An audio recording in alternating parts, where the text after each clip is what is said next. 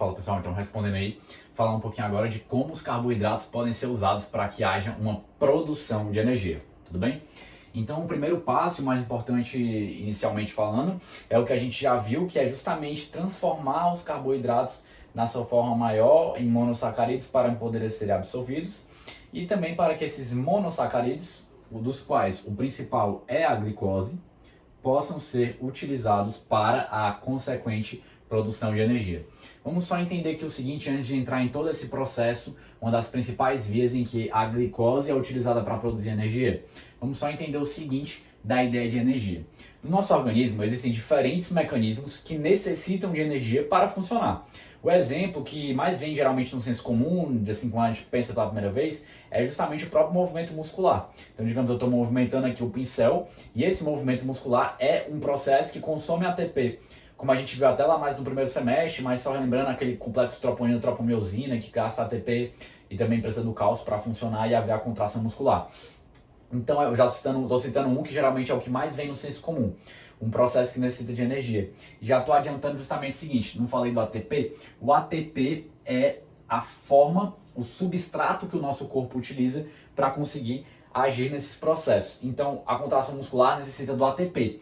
O ATP é o substrato químico que fornece energia para o processo de contração muscular. Mas também poderia citar, por exemplo, um que a gente viu principalmente na aula de fisiologia renal, até a gente viu agora na aula de própria absorção dos carboidratos, é um processo que depende da bomba de sódio e potássio, que é uma bomba muito importante para diversos processos fisiológicos do nosso corpo. Então a bomba de sódio e potássio, que tem aquela enzima ATPase envolvida, é uma bomba que requer o ATP para funcionar. Então mais um processo para citar a utilização de ATP. Também poderia citar a bomba de prótons ali na nossa célula parietal, no nosso estômago, que a gente também viu. Então essa bomba também gasta o ATP, essa moeda energética, então já adianta esse nome que os autores usam para chamar o ATP. A célula parietal também usa o ATP para o quê? Para poder secretar LH+, e poder formar o HCl, nosso lúmen estomacal, né? Então o ATP é nada mais nada menos do que essa moeda energética. Moeda porque pode ser gasta em diferentes locais do nosso organismo para dar propulsão, dar movimento, dar viabilidade para diversos e diferentes processos, sendo os que eu citei alguns deles, tudo bem? Então, citei aqui um pouquinho essa ideia de ATP, mas agora é o seguinte, a gente precisa que essa glicose, que é um carboidrato na sua forma ali mais menorzinha, né, vamos pensar assim, na forma de monossacarídeo, transforme-se para a gente, né, ou melhor dizendo, não necessariamente transforme-se, mas que ele gere de alguma forma o ATP, que ele gere de alguma forma essa moeda energética. Porque eu não posso chegar na bomba de sódio e potássio e dar glicose para ela. Ela não vai funcionar com glicose. Ela vai funcionar com ATP. Da mesma maneira que o nosso músculo precisa de glicose, sim, mas eu não posso dar glicose diretamente, a glicose em si fazer o trabalho ali de fazer a contração muscular acontecer. Eu preciso que tenha o ATP, eu preciso dessa moeda energética. Então a gente vai ter que dar um jeito de pegar essa glicose e fazer a parte dela surgir esse ATP. Vamos entender como é que isso vai acontecer. Então vou pegar aqui uma célula qualquer.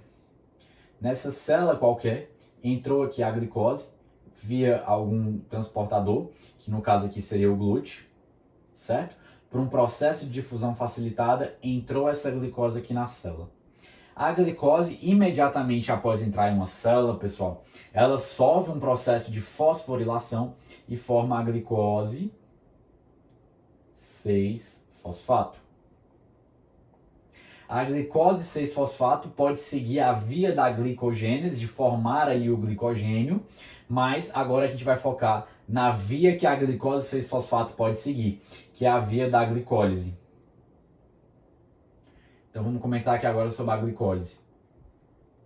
A glicólise é nada mais, nada menos do que a divisão. Então eu falei que a glicólise, até anteriormente, é o processo de quebra da glicose para a gente formar energia. Mas vamos rebuscar, vamos deixar esse conceito um pouco melhor. A glicólise é o processo de divisão da glicose para formação de dois ácidos pirúvicos. Ácidos pirúvicos também podem ser chamados do piruvato. Então a gente vai ter um processo que vai ser necessária várias reações químicas. Então que eu estou simplificando no seguinte sentido, que a gente tem a glicose e a gente vai ter a formação de 2 ácidos pirúvicos. Mas eu estou simplificando, porque aqui no meio do caminho aqui a gente tem um início e um fim, mas no meio do caminho a gente tem várias, cerca de 5, 6 diferentes reações químicas, até a gente conseguir dividir essa glicose e formar 2 ácidos pirúvicos. Mas aqui eu vou simplificar e isso basta para nós. Entender que na glicólise eu divido a molécula de glicose, eu quebro essa molécula de glicose até formar 2 ácidos pirúvicos. Ah, Pedro, e o ATP? Cadê o ATP? A formação do ATP? Aqui na glicólise a gente tem o quê? A gente tem a formação já de melhor dizendo, a gente tem a formação já o quê?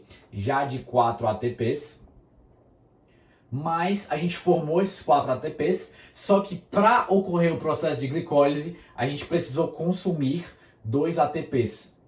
Então o nosso saldo final após o processo de glicólise é 2 ATPs. Certo? Além disso, a gente vai ter aqui a liberação também de 4 hidrogênios. Então esses 4 hidrogênios vão ser importantes. Já já eu vou falar um pouquinho mais sobre eles também. Mas vamos focar aqui o principal produto da nossa glicólise, que são os 2 ácidos pirúvicos. Então a gente vai pegar agora esses 2 ácidos pirúvicos e trazê-los para cá.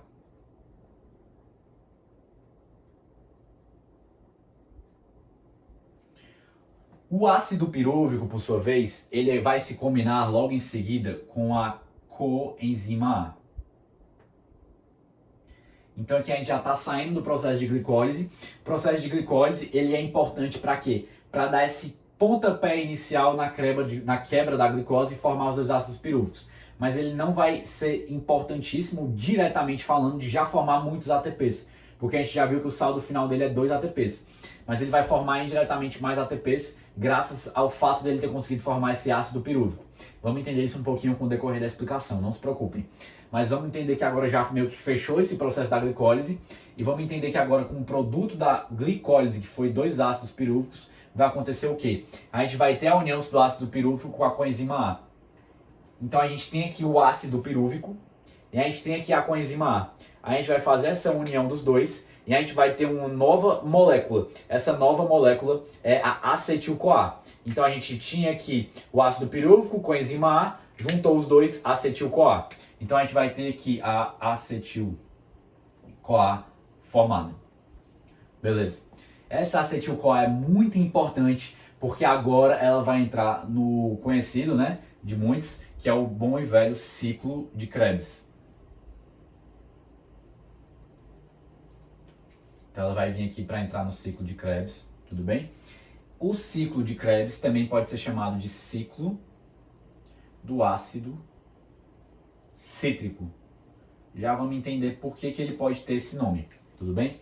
Então a acetil-CoA vai vir aqui para entrar no ciclo de Krebs e o primeiro estágio do ciclo de Krebs, meu intuito aqui na aula não é entrar em toda a bioquímica, como vocês podem perceber, mas é dar aqui um panorama geral. Então eu vou falar aqui do início do ciclo de Krebs, que consiste com a presença do ácido oxalacético.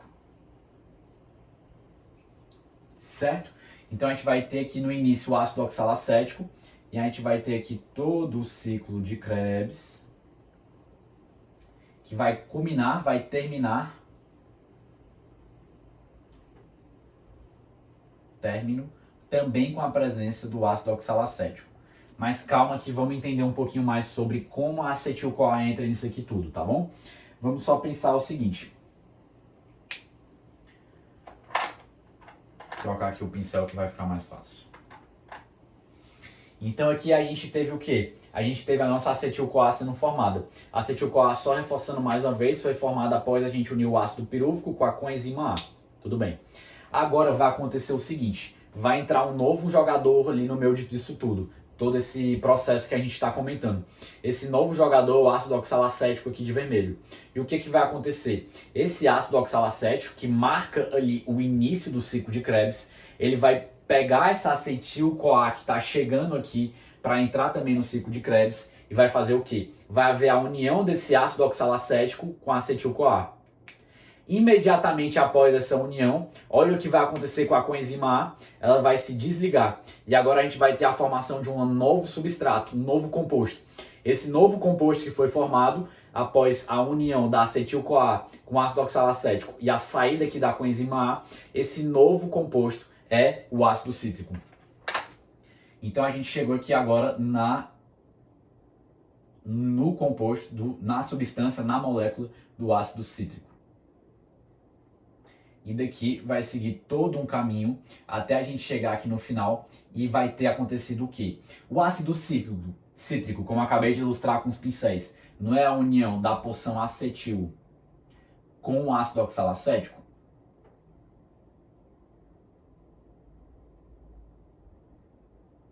Por que eu estou falando acetil com ácido oxalacético? Porque lembra que eu acabei de explicar que a coenzima A foi liberada?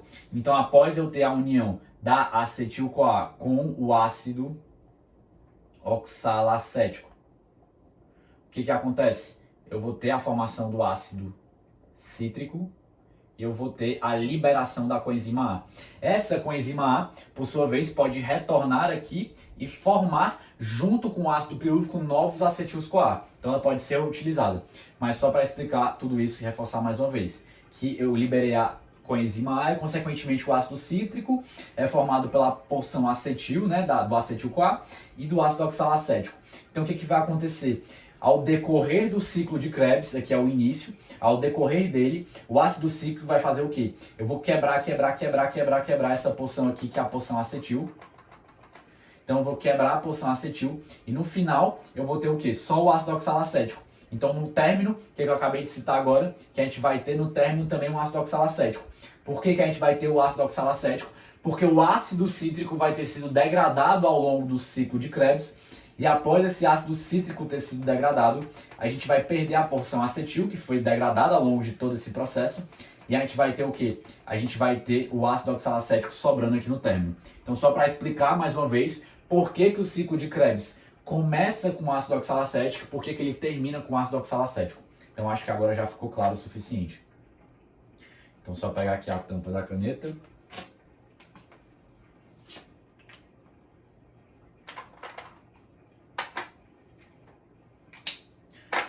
Então, lógico, pessoal, que aqui vai ter várias e várias reações químicas ocorrendo ao longo do ciclo de Krebs. Mas esse é o panorama geral que eu queria dar para vocês. E vamos entender o que foi o saldo desse ciclo de Krebs. A gente teve a formação de 16 átomos de hidrogênio. E além da formação de 16 átomos de hidrogênio, a gente também teve a formação de moléculas de gás carbônico, tá? Algumas. E além disso, a gente tem a formação de mais 2 moléculas de ATP. Então até agora, até esse momento, a gente tem o quê? A gente tem ali 2 moléculas de ATP formadas na glicólise, melhor dizendo, 2 que foram saldo final da glicólise, porque a gente viu que formou 4 e se gastou-se 2.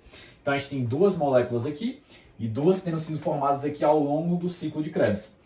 Então até agora a gente tem 4 ATPs que foram formados. Mas o ATP que foi formado agora é insignificante ainda, pessoal. Não é a quantidade que a gente consegue com a molécula de glicose. Então a gente vai precisar avançar mais ainda nesse processo. E para ter esse avanço, vai ser muito importante esses átomos aqui de hidrogênio.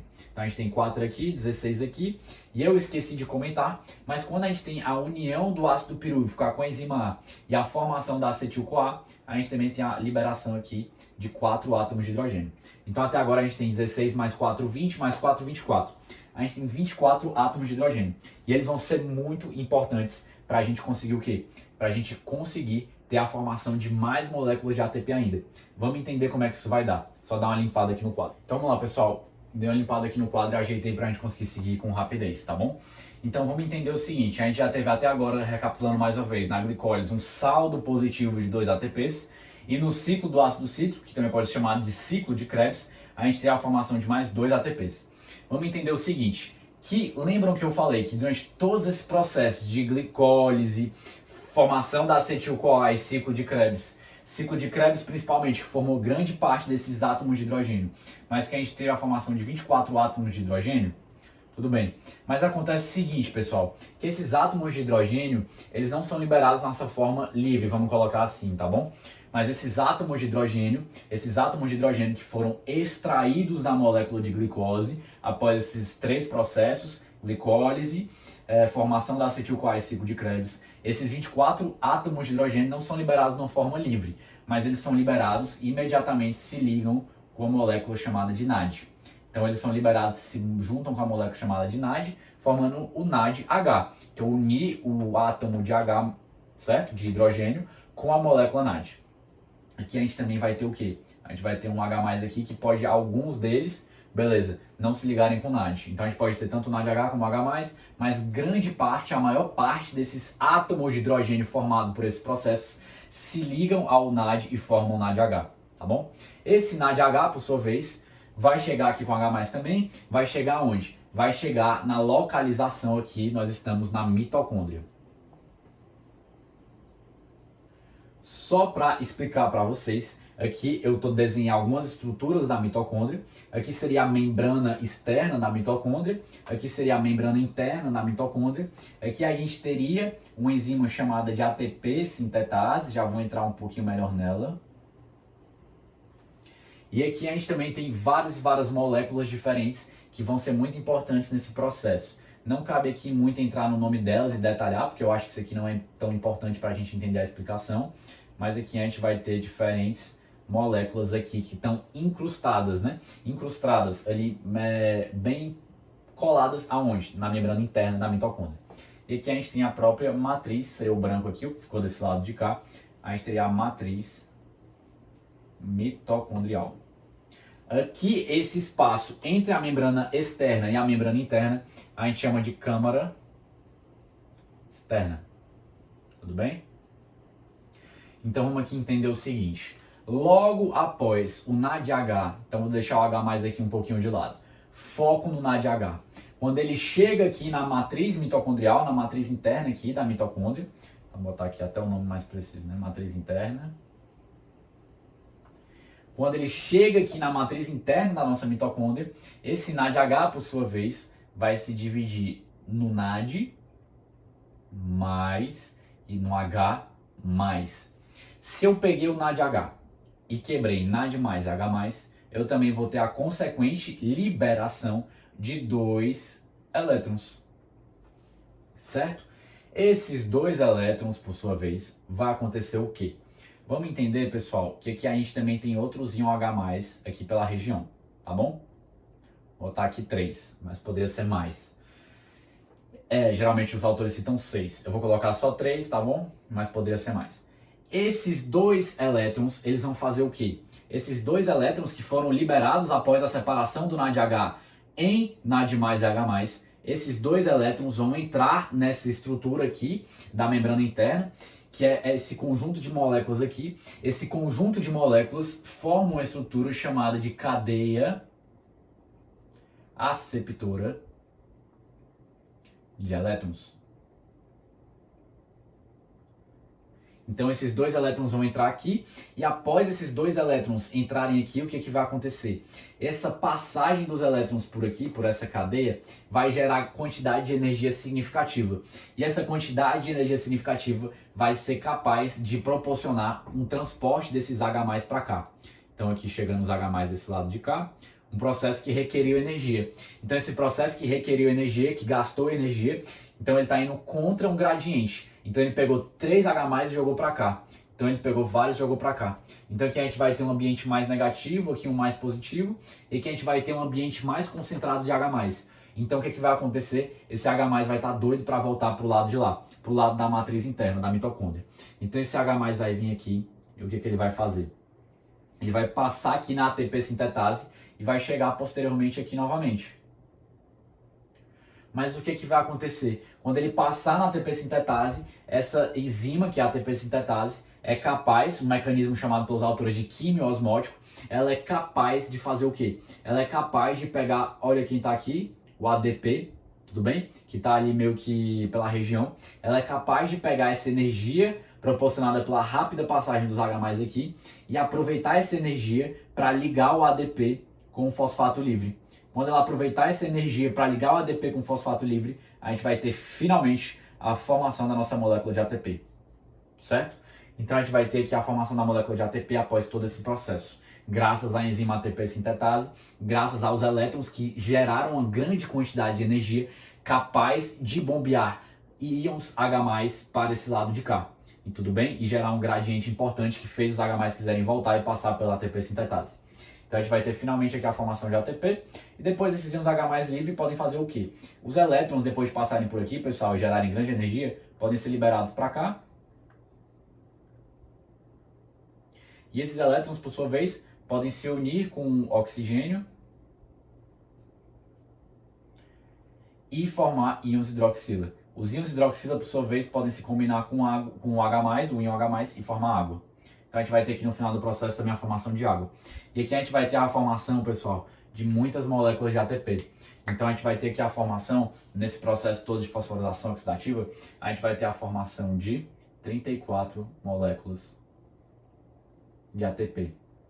Então após finalizar-se esse processo, a gente vai ter o resultado final de 38 moléculas de ATP.